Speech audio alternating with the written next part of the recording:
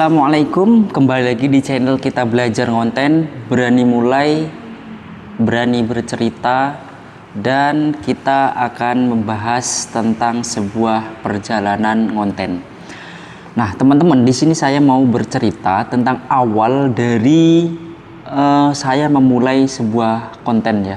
Itu dari awal karena ketertarikan di bidang konten yang awalnya saya tidak tertarik menjadi tertarik karena kita harus memulai terlebih dahulu. Ketika sudah memulai, kita harus menyenangi apa yang kita jalani. Kalau misalnya kita sudah senang, itu otomatis kita akan mudah dari menjalani segala hal aktivitas.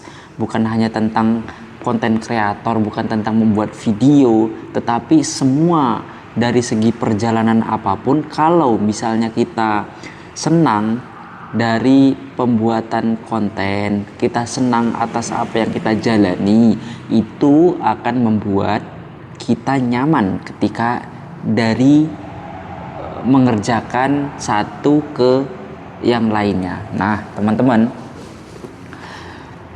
di sini ketika saya membuat sebuah konten, terkadang saya itu masih bingung apa yang mau saya ucapkan, apa yang mau saya omongkan, apa yang mau saya ceritakan. Karena emang kita nggak ada persiapan gitu. Tujuan kita hanya ngomong saja, ngomong ngalur ngidul, dan apa yang kita omongkan itu ya sesuai dengan apa yang kita pikirkan, ya sesuai isi otak ya gitu. Ngomong sesuai pikiran kita. Nah, terkadang kita itu memikirkan hal-hal yang mungkin tidak terduga pada saat ini. Kita kan yang namanya pikiran tidak bisa kita sepenuhnya mengendalikan gitu kan. Kadang kita lagi ngelamun sedikit berbicara seperti ini, itu ada terpikir hal-hal yang mungkin di luar prediksi kita.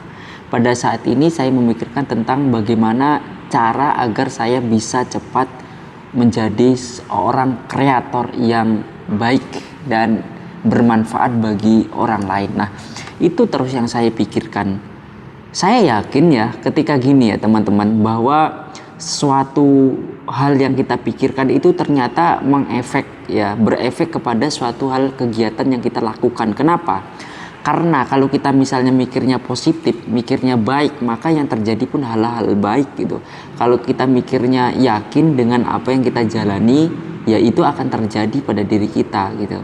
Kalau misalnya kita yakin, bukan hanya sekedar yakin ya, kalau orang sudah yakin itu pasti akan dijalani.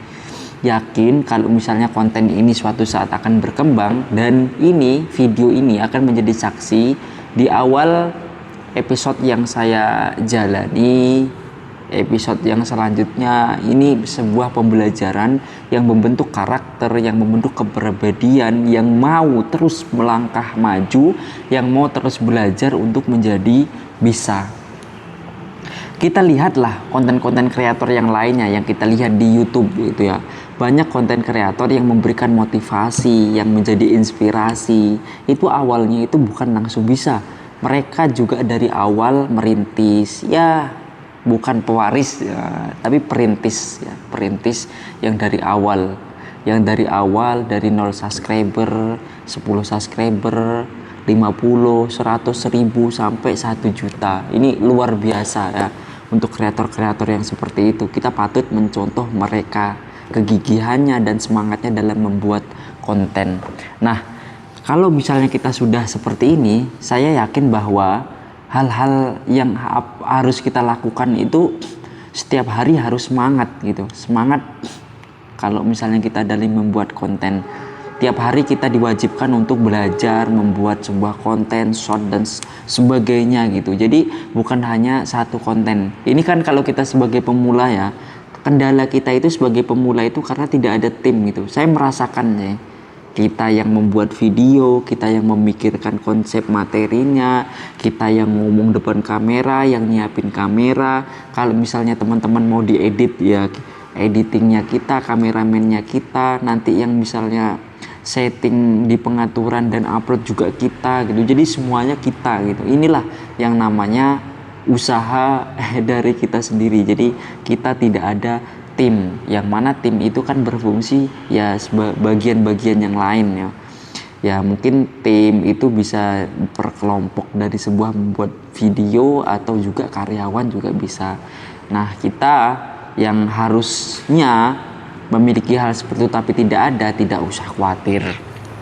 Saya yakin pada suatu saat juga kita berada di posisi seperti itu. Kalau kita masih mampu pada saat ini, ya kita harus jalani, emang prosesnya seperti ini. Nanti tujuannya apa? Kita kan tahu gitu ya, cara kita menyeting kamera bagaimana, cara kita untuk memposisikan kamera yang baik, walaupun saya belum begitu bisa ya.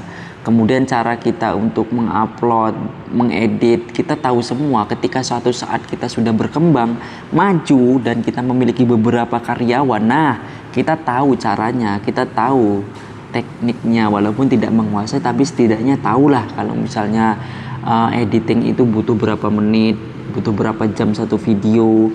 Kalau ngevideoin sebagai fotografer atau kameramen itu seperti apa, kita tahu. Nah, proses-proses seperti itulah yang harus kita jalani sebenarnya, bukan sebagai konten kreator yang enaknya saja, yang sudah dari awal tinggal ngomong, tinggal bacot, tapi sudah ada semuanya, sehingga tidak memikirkan dari bawahannya, entah itu karyawan atau kelompoknya yang lain, karena dia taunya cuman ngomong tapi tidak memikirkan bahwa seorang editing itu juga mumet, orang yang cari materi itu mumet, seorang kameramen itu juga mumet mengepaskan angle dan sebagainya, semuanya serba mumet gitu. Kalau misalnya dipikir ya bukan hanya tentang ngomong, kalau cuma tentang ngomong ada materinya kan ya enak gitu, tinggal ngomong, yang penting lancar ngomongnya, atau ya tidak lancar yang penting ngomong lah kalau di depan kamera.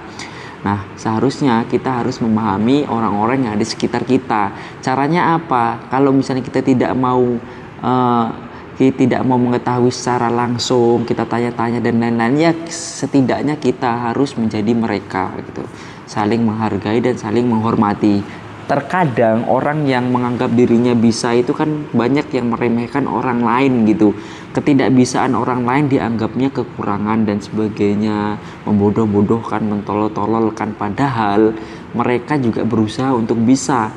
Nah, orang itu kan berbeda-beda ya, ada yang keahliannya di bidang ini ya. Orang yang bisa include keseluruhan itu ya 1-2 lah ada, tapi tidak banyak. Yang banyak itu orang yang mempunyai keahliannya di bidang masing-masing. Orang misalnya suka kameramen, disuruh editing tidak bisa editing, disuruh editing yang kameramen tidak bisa. Kemudian yang menyiapkan konsep materi ya, menyiapkan konsepnya bagaimana, materi bagaimana, ini kalau orang kameramen sama editing disuruh kadang nggak bisa. Inilah saling melengkapi.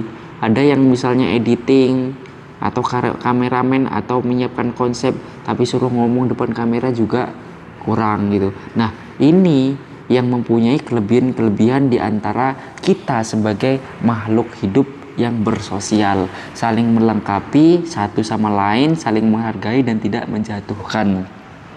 Intinya, ketika kita membuat sebuah konten seperti ini, kita harus tetap menjadi diri kita sendiri, jangan menjadi orang lain ya. Jadi kalau misalnya untuk awalannya teman-teman, kita sebagai pemula ya kita tunjukkan saja cara kita untuk bekerja itu seperti apa, membuat konten itu seperti apa. Nanti lama-lama akan terbentuk sebuah karakter, kita mau jadi ini, kita cara penyampaiannya seperti ini. Ya, kalau untuk awal ya kita biasa seperti ini. Ini saya contohkan yang seperti ini ya, dari episode 1 sampai episode sekarang kita mainnya ya sekedar membuat konten, kita belajar, kita belum mendalami tentang materi dan sebagainya. Nah, tujuannya apa konten-konten seperti ini? Ya kita bisa melihat ke depannya tentang kekurangan kita apa, kita bisa introspeksi dan memperbaiki diri kita.